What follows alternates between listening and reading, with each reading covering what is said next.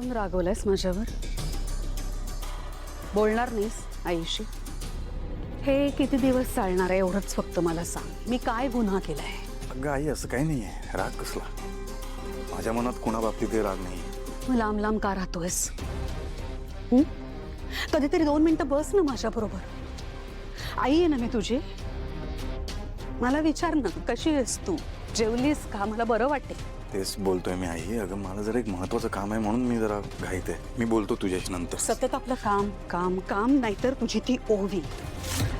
या घरात दुसरं काहीच नाहीये ना तुझं. का असा वागतोयस? का हा परकेपणा? सारंग सांग ना मला.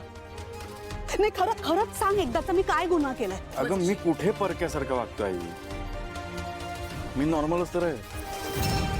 आणि राहिली गोष्ट तुझी काळजी घ्यायची तर आहेत ना बाकीचे लोक. राजकुमार दादा आहे, अमृता वहिनी आहे, मोनिका वहिनी आहे. ते उत्तम पद्धतीने काळजी घेत आहेत. मग माझी काय गरज आहे? त्यांच्यात आणि तुझ्यात जमीन आसमानाचा फरक आहे, हे तुला सुद्धा ठाऊक आहे. तू ऑफिसमध्ये येत नाहीस, बिझनेसमध्ये अजिबात लक्ष घालत नाहीस, म्हणून त्या दोघांवर मला विसंबून राहावं लागतं. नाहीतर माझी इच्छा काय आहे ते तुला चांगलंच ठाऊक आहे. तुझी इच्छा? अख्खं जग तर तुझ्या इच्छेवरच चालतं आई. हा, काय चुकीचं बोललो मी? तुला जसं वाटतं ना की अख्ख्या जगाने तुझी इच्छा काय जाणून घ्यावं आणि तसं जगावं किंवा तसं वागावं. कधी तू जगाची इच्छा काय हे जाणून घ्यायचा प्रयत्न केला? माझी इच्छा काय जाणून घ्यायचा प्रयत्न केला? माझ्या मनात काय भावना आहे हे जाणून घ्यायचा विचार केलास? पण मी बोललो होतो नको ना, कशाला अर्थ नाही या गोष्टीला. सोडून दे. थांब थांब थांब. सारंग आज तर बोलच. बोल, काय चाललंय तुझ्या मनात नेमकं? सांग ना मला, बोल काहीतरी. इतकी वर्ष काय दडवून ठेवलंयस मनात? मन मोकळं कर. माझ्याविषयी राग असेल तर ते सुद्धा बोलून दाखव, पण मोकळा हो एकदाचा. मला सुद्धा कळू दे ना. आईविषयी एवढं काय आहे तुझ्या मनात? माझी इच्छा आहे म्हणून मला सांग तू. इथे पण तुझीच इच्छा आहे. मला नाही वाटत आहे आत्ता बोलावं, पण तुझी इच्छा आहे की मी बोलावं. सगळीकडे तुझीच इच्छा आहे. आता मी व्यक्त का व्हावं? कारण तुझी इच्छा, बाकी काय. हे ना शब्दांचे खेळ चाललेत तुझे, बाकी काही नाही. आणि या वागण्याचा मला त्रास होतोय हे कसं कळत नाहीये तुला? मग नको करून घेऊ त्रास. मी बोललो का तुला त्रास करून घ्यायला? नको करून घेऊ. काळजी वाटते मला तुझी. आणि मला जर का या घरात तुझी काळजी वाटली नाही तर दुसरी कोणाला वाटेल मला सांग. म्हणून जीव तोडून सांगतेय कधीपासून तुला, जे काय झालं ते एक वाईट स्वप्न होतं, भूतकाळ होता म्हणून विसरून जा. नव्याने आयुष्य सुरू कर. पण नाही, ऐकतच नाहीयेस. अरे माझी शेवटची इच्छा म्हणून तरी ऐक. तुझीच इच्छा, तुझी इच्छा म्हणून मी नवीन आयुष्याला सुरुवात करायची. अगं आयुष्य तरी माझ्या पद्धतीने मला जगू दे. बघतो ना मी काय करायचं ते. तू कशाला उगाच काळजी करतेस? प्लीज हा विषय नको आता परत. ठीक आहे, नाही विचारणार तुझ्या आयुष्याबद्दल. यापुढे तुला विचारणार नाही, मी शब्द देते तुला. पण एकदा माझ्या डोळ्यात डोळे घालून मला सांग, का चिडलायस माझ्यावर?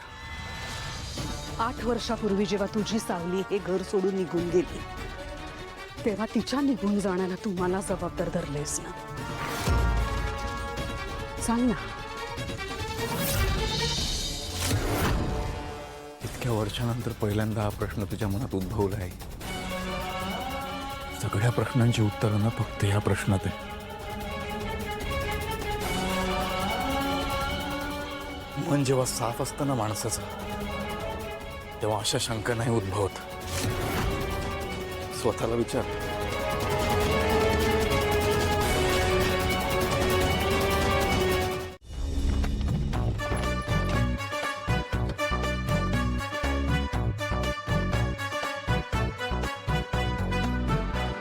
हो थांबा, कोण पाहिजे?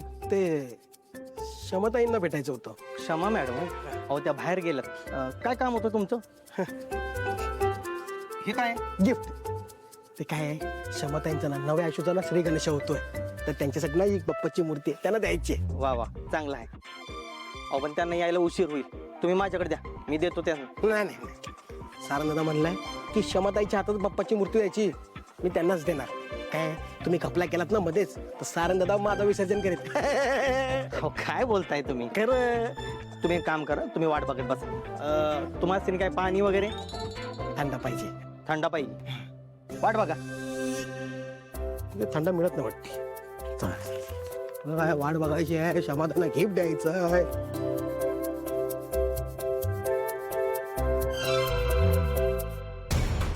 चुप टेरेसवर जाऊया, तिथे मोकळी हवाई असेल आणि माझा रियाज सुद्धा छानच होणार.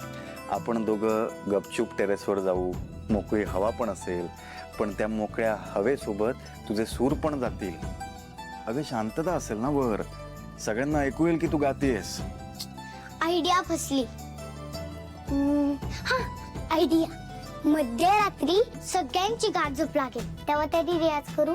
सगळे गाढ झोपेत असतील, पण तुझे सूर पण वरचे लागतील, आणि ते जर त्यांच्या गाढ झोपेत त्यांना ऐकू आले तर आपल्या दोघांनाही गाडतील. ही पण आयडिया फसली.